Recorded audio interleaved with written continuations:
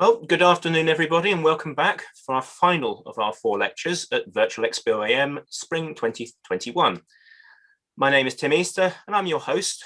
During all these lectures, all attendees, other than the host, myself, and the speaker will be automatically muted. Afterwards, there will be an opportunity to ask questions during the Q&A. So, our 4th and final lecture, today being given by Chris Foren, whose specialist subject features in his presentation, First Generation DMUs, Aspects of Operation. Over to you, Chris. Good afternoon, fellow modelers. Welcome to my presentation, First Generation DMUs, Aspects of Operation. Seems like only yesterday. Good afternoon, gentlemen, fellow modelers and everyone else. Welcome to my presentation, First Generation DMUs, Aspects of Operation. Let me give an outline of what this presentation contains, what it's supposed to contain. We start by defining what is meant by the term First Generation DMU. We look briefly at the manufacturers of DMUs, refute the suggestion that all DMUs are the same, examine control systems and the infrastructure that a fleet of DMUs relies on for support, consider how summer Saturday operations differed from those in the rest of the year, and take short looks at excursions and at tail traffic. After a brief examination of the way that units were used for parcels traffic, we will conclude with a glance at formations. Where applicable, units will be identified by their TOPS class numbers. This is a useful form of shorthand. What is a first generation DMU? By first generation DMUs, I mean all those built between 1954 and 1963, ranging from the original Derby lightweights to the Swindon-built intercity and trans-Pennine sets. The term, sometimes used, modernisation plan trains, is not strictly correct. The modernisation plan was published in February 1955, by which time the Derby lightweights and the early batch of Metropolitan Camel sets were all either in service or on order. What the modernisation plan did was to acknowledge the success of these early DMUs in cutting operating costs and increasing patronage and revenue. The plan foresaw that over 4,000 DMU vehicles would be built. So they were, but it became clear even before the plan was published that Derby Works did not have the capacity to build in such quantities. It was therefore necessary to involve private industry. Contributions to the fleet were made by Swindon Works and by the Birmingham Railway Carriage and Wagon Company, Cravens, Gloucester Railway Carriage and Wagon Company, Metropolitan Camel, Park Royal, Pressed Steel and Wickham's. Within the parameters laid down by BR, these builders had freedom to produce their own designs. DMUs are all the same? No, it is easy to think that they are. This is far from the truth. Many of them were similar because they had similar jobs to do. A high proportion were formed of 2 cars, a driving motor brake second and a driving trailer composite gangwayed together. This was a handy formation for the majority of their jobs, and their low density seating was ideal. They were also deployed on some work for which they were quite unsuitable. Perhaps the best known example of this was the use of Craven's 2-car sets, Class 105, on the Great Northern Suburban Service. The story goes that the 28 sets in question were built for the Midland and Great Northern section, which was promptly closed. That is daft enough to be true. The fleet also included single power cars, 3-car sets, 4-car sets, and in the case of the intercity units, 6-car sets. Many of the 3- and 4-car sets were built with doors to each seating bay, high density seating and no intercar gangways. These were built for the Western and London Midland regions. In the fullness of time, many were retrofitted with gangways and some migrated to other regions. 2 manufacturers built cross-country sets for the Western region that were later distributed more widely. The Northeastern region was noted for its 4 types of low-density 4-car sets. Whatever the configuration of the new DMUs, they are expected to be earning money. Typical daily mileages range between 300 and 400 miles. While this was hardly perpetual motion, it was a distinct improvement on steam. Journey times were reduced through a combination of higher speeds and not having to stop for water. The opportunity was frequently taken to recast timetables to give not only higher speeds, but also enhanced frequencies. In many cases, regular interval or clock face services were brought in. The improved services generally proved popular with the travelling public. For example, in just 7 years, the revenue from the West Riding services between Leeds, Bradford and Harrogate quadrupled. By any standards, that was a pretty good return on the £200,000 that the new rail cars cost. Almost all first generation DMUs were built with what today would be called a USP, unique selling point. The partition between the passenger saloon and the driving cab was glazed. This soon became very popular with the travelling public because it afforded a view of the line ahead over the driver's shoulder, unless of course the driver pulled down the blind. This was often the case at night or if the driver was a miserable so-and-so. The credit for this inspired design feature belongs to Mr. Charlie Bird, a senior official of the Eastern region who had suggested it back in May 1952. Many regret that it was not perpetuated in the Sprinter family of the 1980s. It is high time we had some pictures. Let us take a quick look at diversity within the DMU fleet. Here is a 4-car Derby lightweight set on loan from the northeastern region to South Wales, photographed at Corriton Holt in December 1959 by the late Sid Rickard. Why is it here? The reason is that the pressed steel sets ordered for Paddington suburban services, later Class 117, were late being delivered. To fill the gap, some Class 116 suburban sets were borrowed from Cardiff Cathays. To compensate for that, some Derby lightweight sets were borrowed from South Gosforth. This is a Swinton intercity set between Glasgow and Edinburgh, photographed in 1971 by the late Derek Cross. It has a pair of power cars at each end with 2 trailers in between. On the Western region, they would run as 3-car sets, singly or coupled. Their stay on the Western was brief. At various times, some power cars were stripped of their seating and used to carry parcels and mails. This is a mixed parcels unit at Crewe in 1987, comprising 1 Class 116 vehicle and 1 from Class 120, both fast approaching the end of their lives. We will take a longer look at parcels units later. All the same, clearly not. Control systems. Control systems, among other things, enable multiple units to work in multiple. This offered much operational flexibility. For instance, 3 2-car sets might work peak hour diagrams on lines such as Birmingham to Lichfield and work singly off peak. 5 different control systems were used on first generation units. Each was given a name, also known as the coupling code, matching the symbols painted on the end of DMU cars.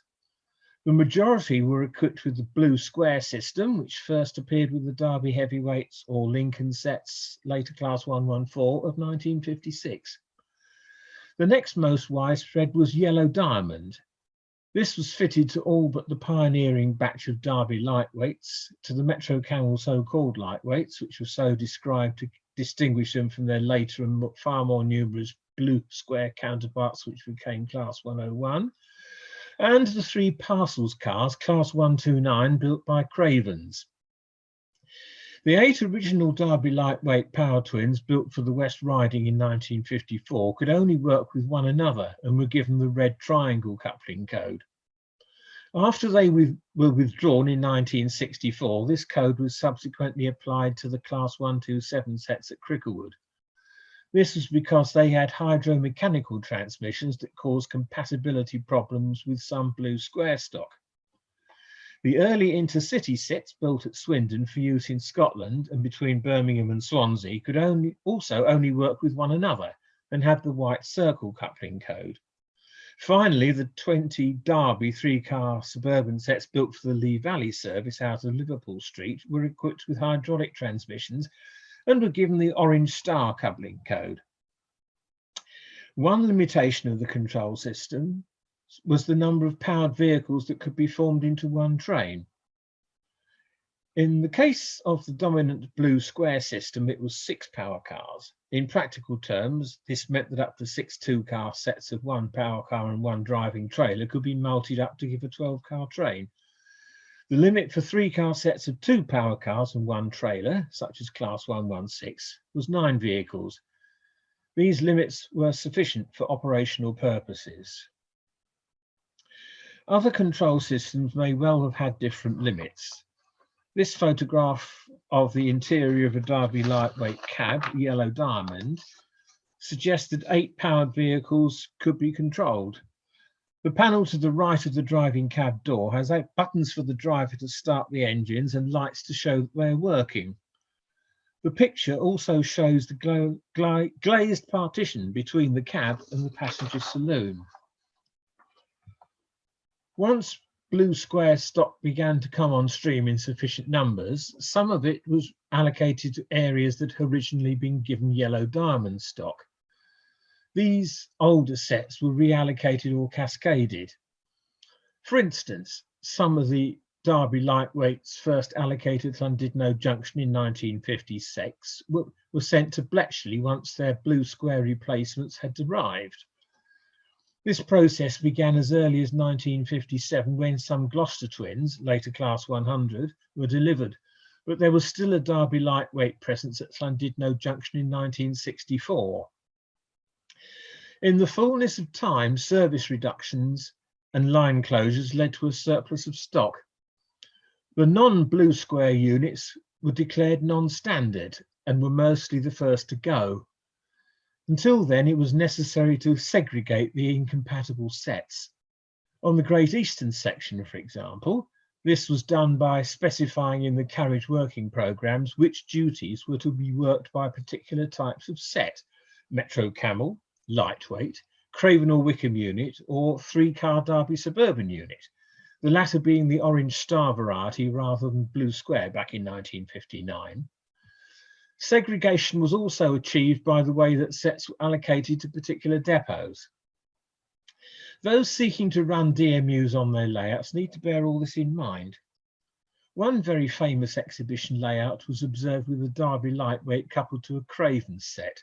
Cross my palm with silver and I might tell you which one. Now, infrastructure. A DMU needs somewhere to be refueled and under maintenance, a depot. It was not necessarily the case that the DMU maintenance depot would be a new build. Many were converted from existing buildings, suitably cleaned and refurbished. Early on, but not early enough, it was recognised that the new units should be segregated from that most efficient producer of grit, grot and grime, the steam locomotive.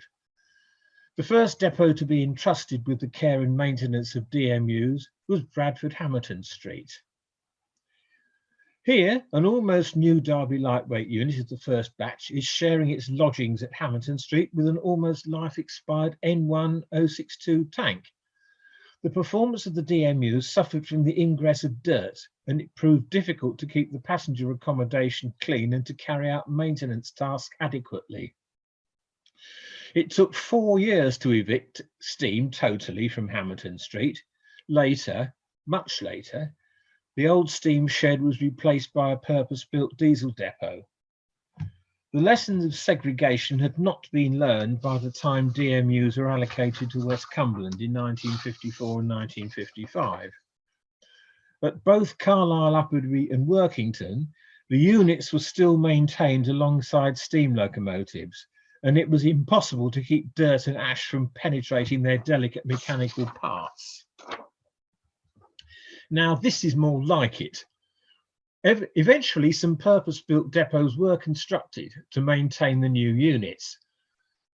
This one at Marsh Junction, Bristol, is a typical example. Inside the shed there are inspection pits, and within the depot complex is a washing plant. A Class 116 set is being inspected. And here is the washing plant at Hamilton Street, better late than never. Refuelling did not just take place at maintenance depots, but also at other locations where significant numbers of units would visit during the course of the working day. Practice varied between and within regions, but it was common for the carriage working programmes to specify when and where each unit would go for fuel and inspection. To take the Cardiff Valleys as an example, a maintenance depot was first established in the former steam shed at Cardiff Cateys. Later, it was replaced by one at Cardiff Canton. Fuelling points were installed not only at Cateys, but also at Rumney, Treherbert and Barry Island. That one is illustrated here. The canopies accommodate 2 3-car sets. One oddity here was that units were stabled overnight in the carriage shed at Barry and ran empty to and from Barry Island for fuel during the night. The times were specified in the working timetable. Many stations had sidings which were used for stabling coaching stock overnight and between trips. These could be and were readily used for DMUs which required neither fuel nor inspection. Note, by the way, that the units pictured here do not have speed whiskers. This is August 1958, and it appears to have been considered more important to put the sets into service than to finish painting them. If anyone knows the real reason, I'd be glad to hear it. Perhaps for old time's sake, some former steam sheds were used for stabling DMUs overnight. This example is at Dereham and does provide some shelter for the delicate machinery. The unit is one of the first batch of Metro Camel sets, known as lightweights despite being made of steel. It is receiving tender loving care from a traditional mop and bucket. The question of whether and how DMU facilities should be portrayed on a layout are good ones. Many steam era layouts, not just the stereotypical branch terminus, include a loco shed where it would be difficult to justify one on the prototype.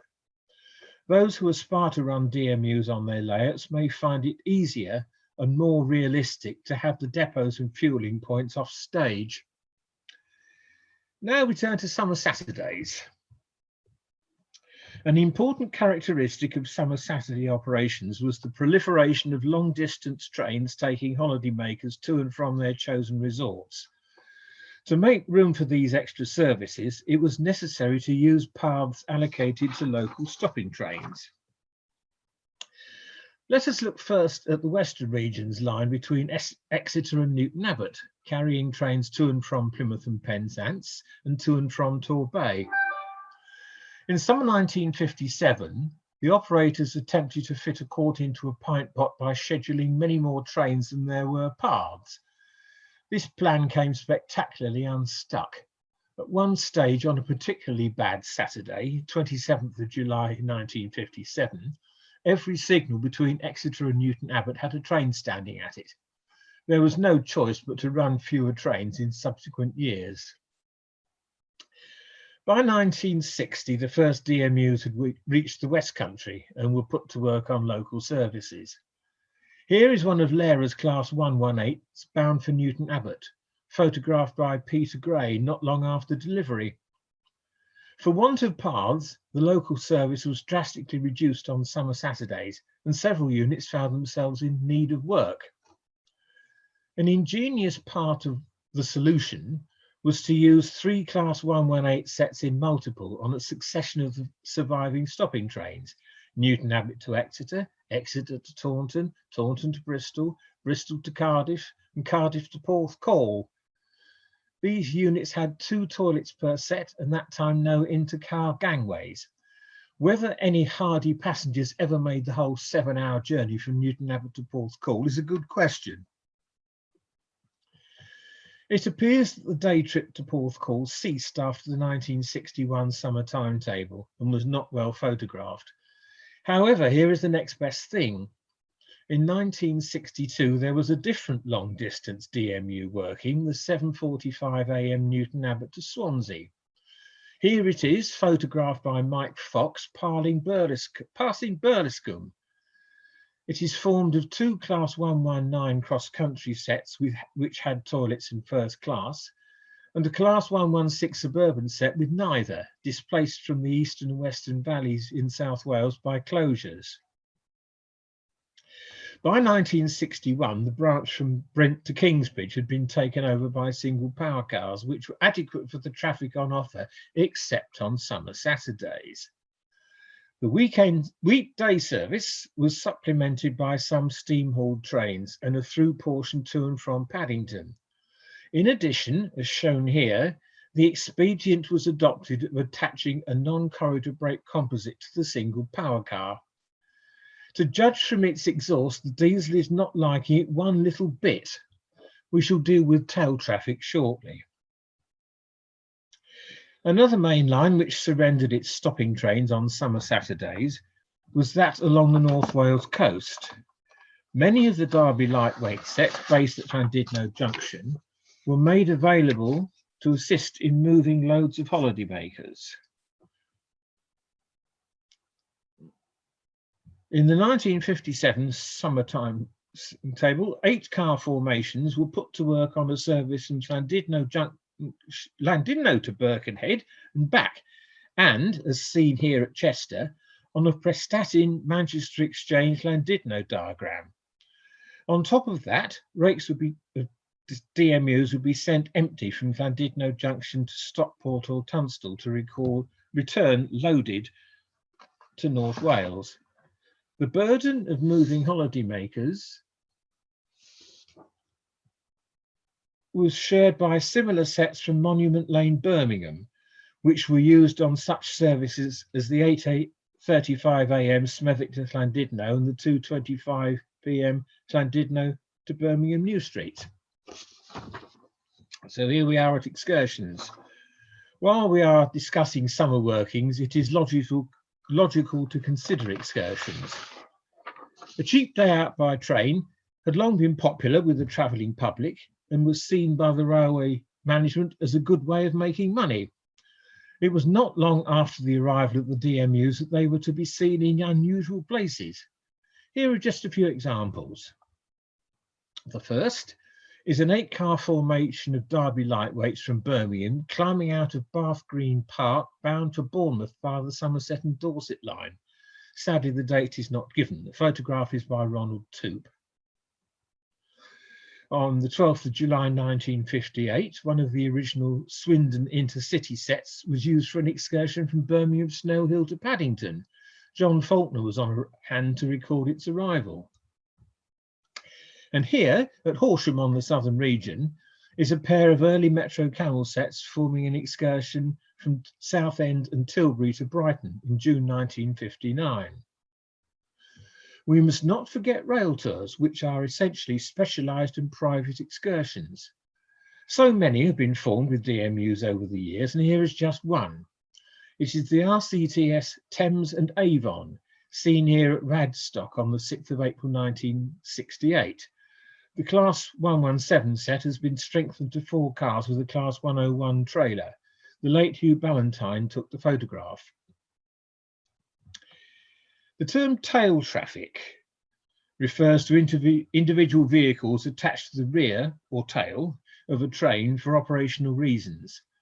This traffic is generally non-passenger in nature and might comprise vehicles carrying parcels, newspapers, or mail or milk. On the predominantly rural lines where DMUs were first introduced, it had been a simple matter to attach a van or two to a passenger train. With dieselisation, operators faced the choice of dealing with parcels, newspapers, mail and milk separately in a steam-hauled train, or hooking a van on the DMU, hoping that it would have sufficient power to move itself in the van. Trials with the Derby lightweights built for West Cumberland showed that a power car plus driving trailer would have difficulty coping with an extra vehicle, but a pair of power cars would have no problem.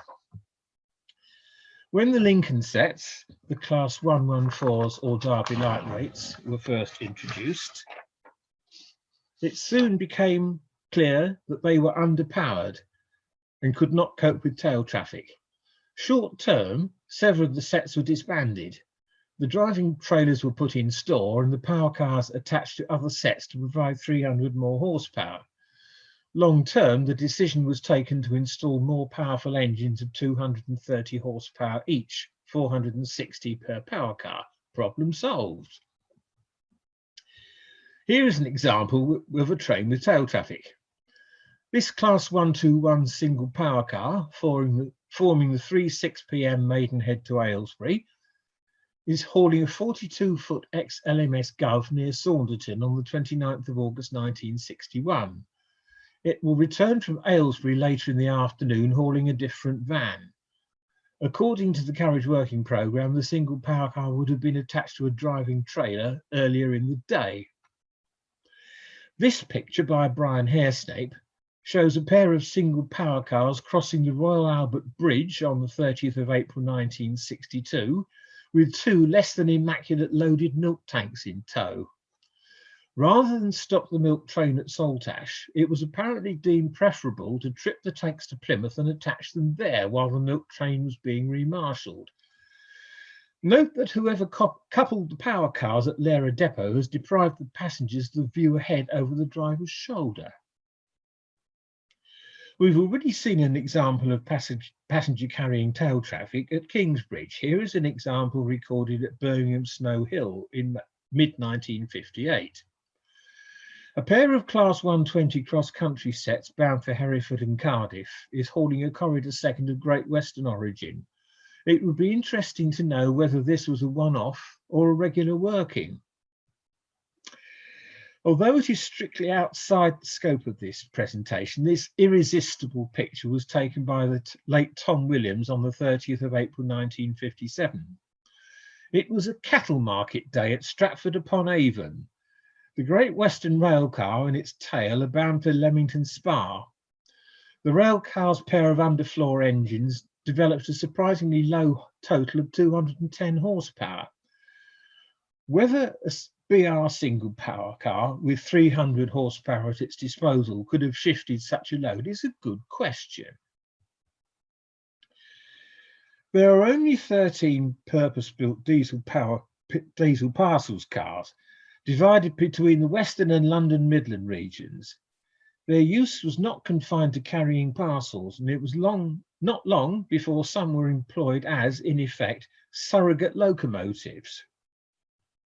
Here is a Class 128 power car hauling three 12-ton goods vans in a CCT, seen as Ivor in 1964. The parcels cars also worked solo and coupled to passenger trains. An example of the latter is this delightfully piebald formation photographed by Michael J. Collins at Waltham St Lawrence in 1988. The parcels car wears the Royal Mail colour scheme of the 1980s. The Class 121 power car is in blue and grey, and the Class 117 three-car set in Network South East livery. The ability of the parcels cars to act as surrogate locomotives really came into its own in 1980, when it was discovered that Barmouth Bridge was being steadily eaten by teredo worms. It was necessary to ban the use of locomotives on the bridge, which presented problems in moving gunpowder vans to and from Penryn. For this task, the Class 128 power cars came in very handy. I cannot begin to tell you how disappointed I am that I could not find a photograph of that working. Here instead is something just as unlikely. Presenting a Class 128 power car holding two dogfish ballast hoppers. Versatile or what? In addition, some DMU power cars built to carry passengers and found to be surplus were adapted for parcels use by the removal of their seats. These were mostly suburban type vehicles. Perhaps inevitably, some of them later had their seats reinstalled and returned to carrying passengers. Earlier, we saw power cars of classes 116 and 120 devoted to carrying parcels. We now look at some other conversions.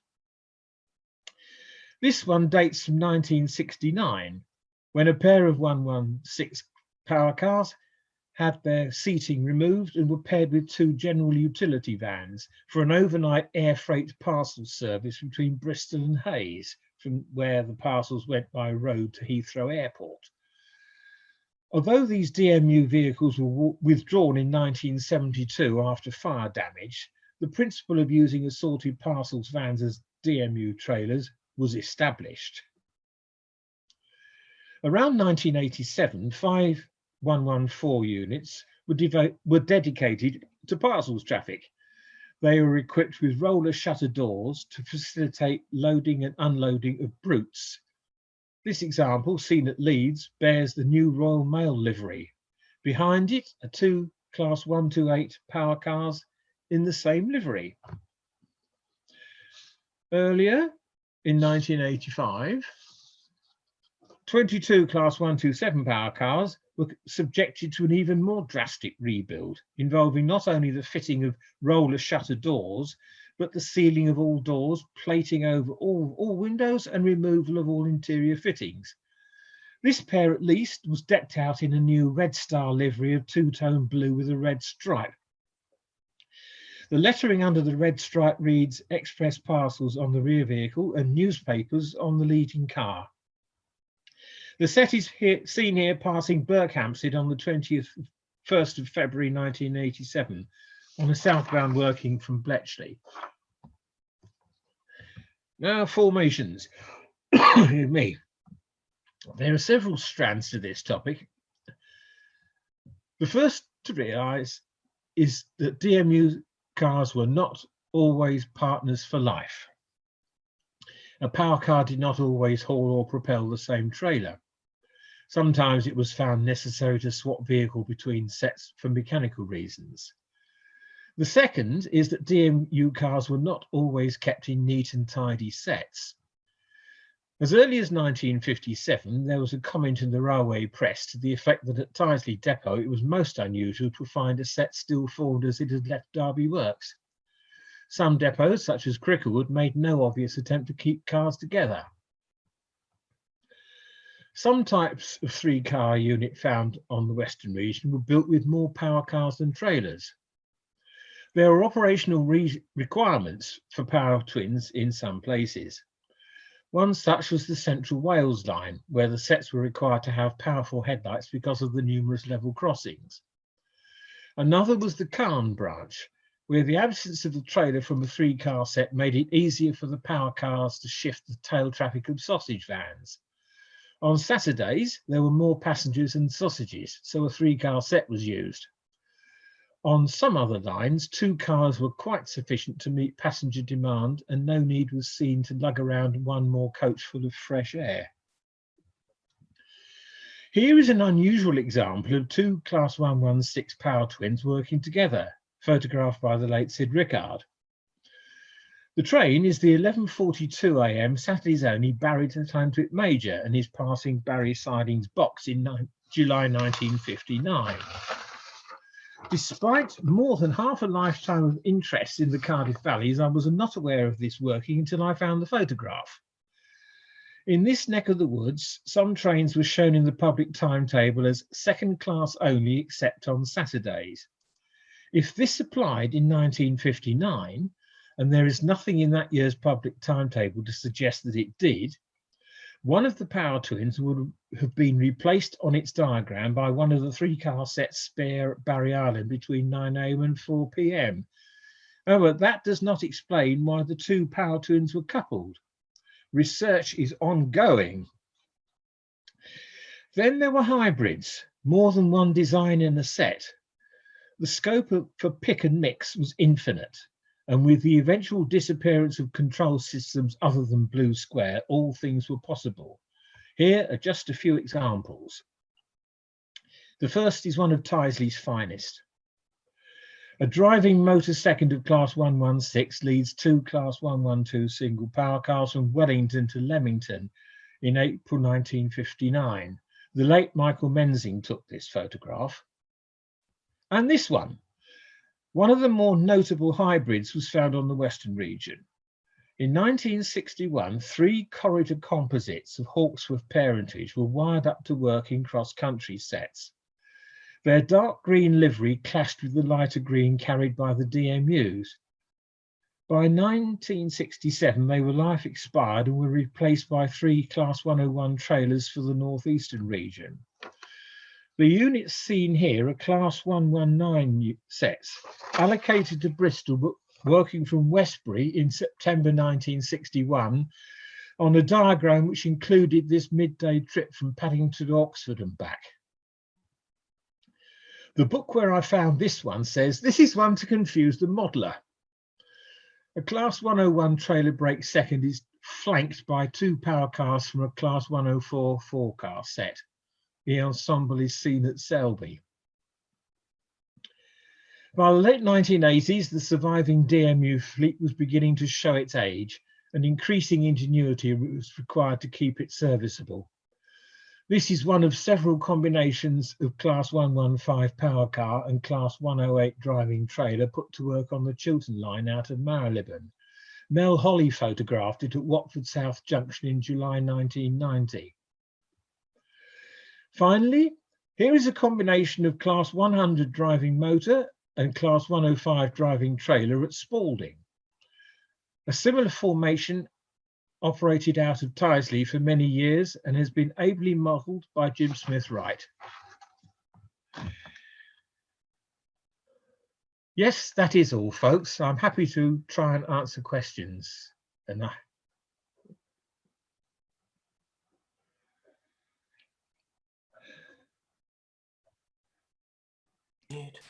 Okay, well, thank you very much, Chris. We have question and answer now. First of all, if I just go and find her. Right, where are we? Natalie Jones. Natalie, please unmute yourself and ask your question.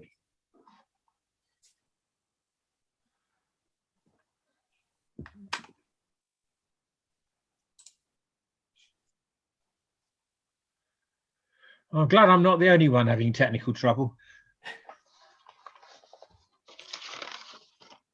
I think it's Natalie's first time on Zoom, so it shouldn't be too much of a problem. See if that works. They say the first time is always the worst. Indeed. What could he mean? Aha, Natalie. I think, yeah. We can't hear you. Is she unmuted, Tim? She is unmuted. Might be a microphone needing switching Turn on. the volume up.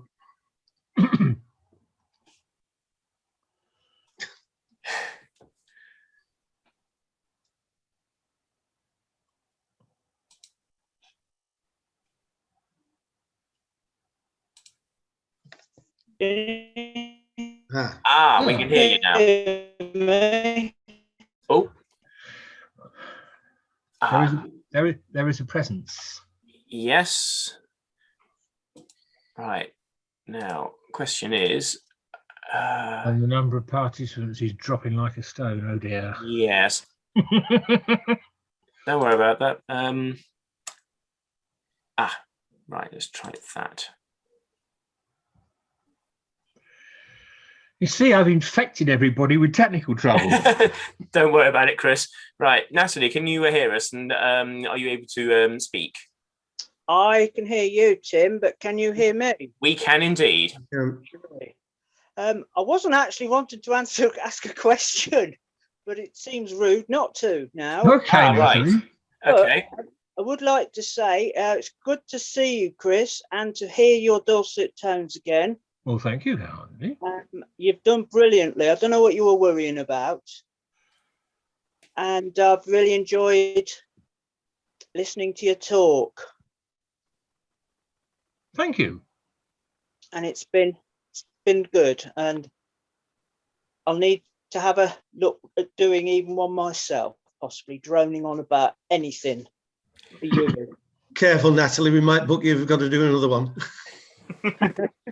Careful, I might do it. Yeah. Can I just make an observation, Tim? Yes. Chris talked about stabling of DMUs. A couple of photographs have emerged on the Cumbrian Railways chat line in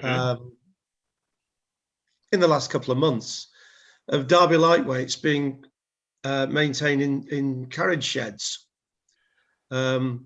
which apparently was not really known about before. One was at Carlisle Upperby, which was adjacent to the steam loco shed, and the other one was at Workington, which was adjacent to Workington shed. So you know, these kind of things happened as a temporary measure, I suppose, and give them some respite from the dirt and the grit and the grime. Well, it's certainly better than maintaining them in the steam sheds. Yeah. And there were certainly places where they were kept in carriage sheds. Llandudno Junction comes to mind, and I've already mentioned Barry. Yeah. And I suppose it depends what you mean by maintaining. Well, day-to-day servicing, I think, was evidence it was being carried out overnight, that kind of thing. Yeah, I don't doubt it. Yeah. But practice did vary between and within regions. Right. Bill, you wish to ask a question? More a comment, Tim. Chris, that was a very interesting talk, and thank you very much for it. I think I've learned something from it today. But going back to your comment about windows, yeah, that was a retrograde step when they stopped doing that. But it's interesting. My kids were doing a journey from Derby to Norwich on a 101, and they were in the front looking out the closed window. The driver opened the door and said, "Would they like to go in and sit in the cab?" Which they duly did and thoroughly enjoyed themselves. Lucky kids. That wouldn't happen these days. It didn't happen when I was younger. My first trip in a DMU was at the age of 10 from Barry to Cardiff. Yeah. And looking over the driver's shoulder, I was thrilled to bits, as perhaps a 10-year-old would have been. But did the door slide open and a finger beckoned? No, it did not. All right. Thank you very much, Chris. That was great. Pleasure.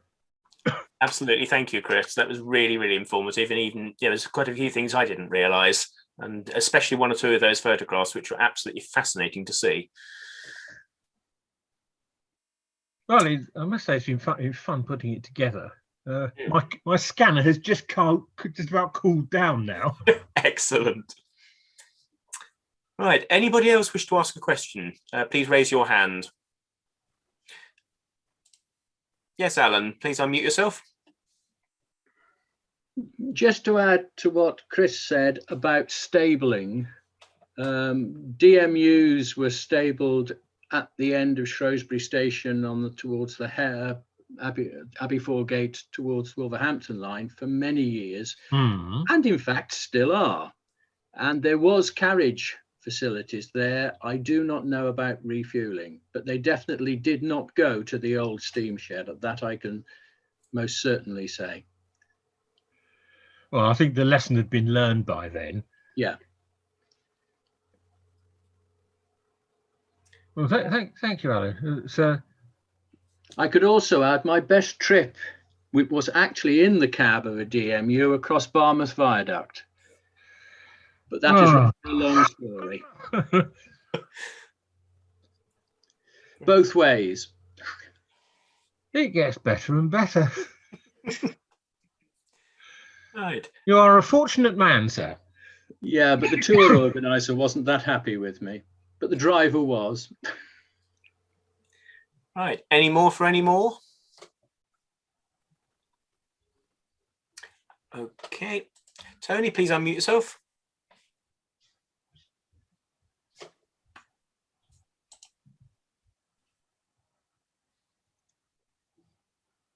Hang on, we can't hear you, Tony. Just try and unmute yourself, please.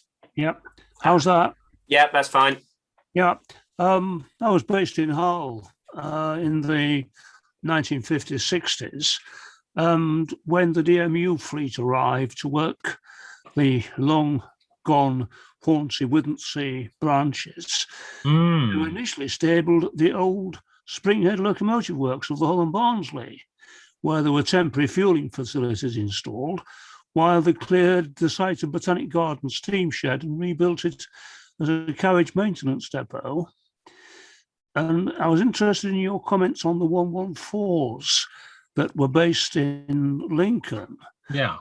On a Saturday, it was Saturdays only, as I remember, there was a working out of Paragon to Sheffield Midland. And that invariably had a blue spot van as tail traffic, which was quite interesting. Of course, the Hornsey Withensea branches are long, long gone, regrettably. Well, the tail traffic is interesting. They were struggling with it at first, hence one of the reasons for the re-engining. I can't remember the precise year, because they were an unusual site in Hull with the 114s. We had 101s, 105s, of course the 124s, the TransPennine 6 cars with 4 power cars. I remember being on the way to Manchester on one occasion, and we got as far as Leeds City in the pouring rain, where we were stopped. They shunted out the second power car from the front of the train and put a Craven's 105 power car in its place before they tackled the climb over the Pennines. That's interesting. There are plenty of photos around of hybrid formations, mostly but not always TransPennine stock, and there's one stray in the set, possibly arriving just the way you described. Botanic seemed to be quite adept at mixing car sets up. Rather than lose two sets, by pairing a rogue power car with a trailer, they managed to keep one on the road. Oh, that's the principal reason for doing it. They may well be just as good as Tyseley in that respect.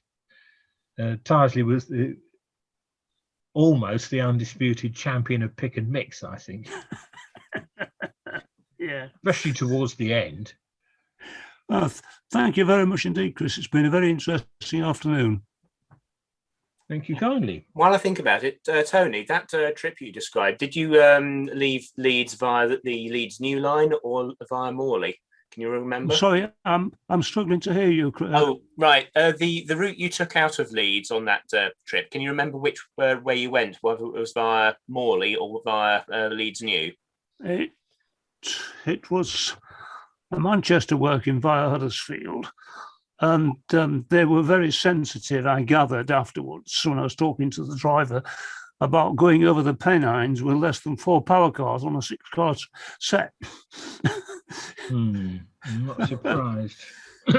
Of course, the beauty of those early morning workings was that anybody living in Beverley going into Hull could get the breakfasts, because they used a Hull Beverley service as a warm-up run for a Liverpool service, for the first Liverpool. And they warmed the buffet, the griddle car up at the same time. Happy days. Yeah. Yep. Right. So is that everybody, or do we have any more questions? Okay, well, it remains me to thank Chris very much for his fantastically interesting lecture. Like I said, I thoroughly enjoyed it and found some new things that even I didn't know about DMUs. And I must also thank Pete Rigby for basically running the whole virtual show overall, and Bill and the rest of the board for instilling their trust in me to run the Zoom session. So thank you all, and it's been really, really good. Thank you. Can I just add my thanks to everybody for piling in here and making it a good day. Thanks. Oh, We have another one from Bill. Can I just reiterate, I thank both Tim and Pete for putting these lectures on. That was a very interesting one, and I hope the rest were as well attended. I hope everybody thinks the work that Pete has put in on this show has been worth it. I think it has been. It's in the times we are in, it's the only way we could actually have a show.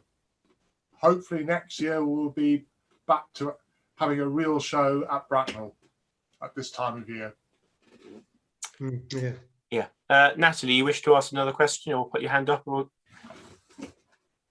No, I was just putting a clapping emoji on. Right. Sorry. But Thank you. Say verbally, well done. It's my first time, and it's really made a big difference to me. It's made me feel like I've actually been to a show almost this year. So thanks to you all. It's really appreciated.